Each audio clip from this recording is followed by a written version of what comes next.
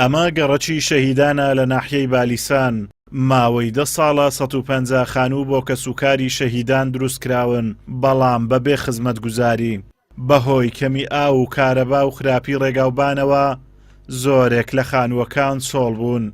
هەموو کات هەموو دەمەک ئەو بالیسانە یعنی ئەو هەموو تەسحیە و لانەی پێشمەرگە و شۆڕش و ئەنفال و ئەوەی کە نەهامەتیە بەسەر ئەو منتیقەیەدا هاتیە، بەڵام مع الأسف یعنی لە ڕووی خزمەتگوزاریەوە زۆر پەک خستراوە، یعنی لە ئیدارەی پارتی نە لە ئیدارەی یەکێتی کە تبینی هەردووچیان یعنی تەماشێکە خۆت دەبینی، یعنی ئەو دستان دادە لێرەکە ناتوانانی بڕوە، یعنی بەڕاستی خەڵک بێزار بووە لە ژیانی خۆی بێزار بووە، یعنی تەماشە دەکەی خەڵک دەبینی ئەو هەموو نەهامەتی و ناخۆشەی دەبا لە هەموو بوارەکەەوە خزمەتیان بکراوە.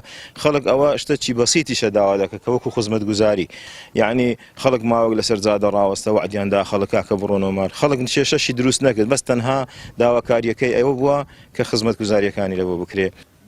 گەڕە شەهیدان تقریبا 150 خانیە، هەمووی قەرەباڕێک نییە، هەیە بەتارە کە بەتارە زۆربەی زۆری ئێستا بخۆ جادە و ڕێگاوبانیە بینن، جادەکان بخۆرە، زستان قوڕە و هاوینیش تەپ و تۆزە،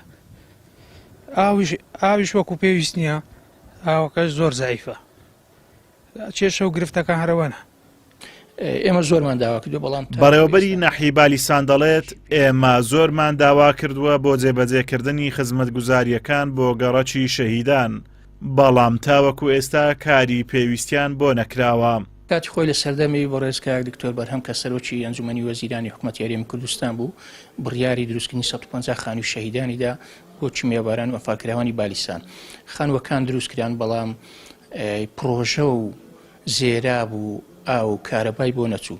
ئەوەی ماوە بۆی بکرێت بیرێکی ارتیوازیان بۆ لێ بدرێت، خەزانێکیان بۆ دروست بکرێتن و لەگەر شەبەکەی ئاوەکەی ڕەپت بکرێتن، کارەبایەکەشیان بۆ چووە وە کۆڵانەکانیش کۆنکریت بکرێت یاخود کرتاو بکرێتن. ئێمە زۆرمان داوا کردو، بەڵام تاوەکو ئێستاکە ئیشی پێویستی بۆ نەکراوە. ناحیەی بالیسان لە ڕووی کارجێڕیەوە سەر بە قەزای شەقڵاوەیە کە سەر بە پارتیە، بەڵام یەشێتی ئیدارەی ناوچەکە دەکات. هاوڵاتیانیش هۆکاری کەمی خزمەتگوزاریەکانیان بۆ دوو ئیدارەی دەجێڕنەوە. ئازاد و مەراوەی کەناڵی ئاسمانی پەیام، ناحیەی بالیسان.